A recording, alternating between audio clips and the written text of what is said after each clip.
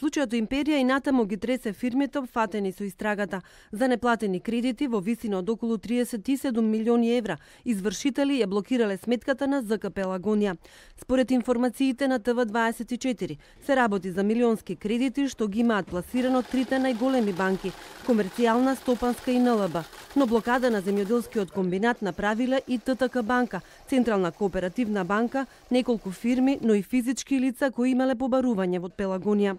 Сметката на комбинатот е блокирана уште од 15 ноември со налог на двајца битолски извршители, но ангажирани се извршители од Скопје.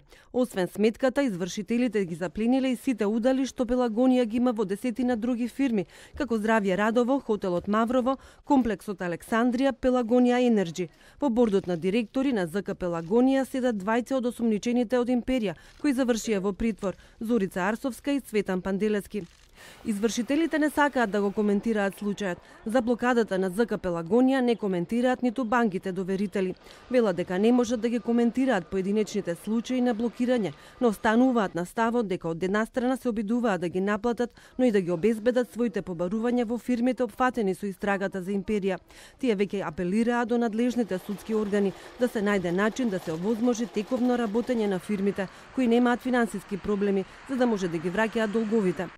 Според официјалните податоци кои ги доби ТВ24 од Централниот регистар, вкупните обврски кон доверители на ЗК Пелагонија во завршната сметка за лани изнесуваат 38 милиони евра. Во финансискиот извештај, што компанијата го доставила до Македонска берза пак, за 9 месеци годинава пријавила загуба од 3,7 милиони евра.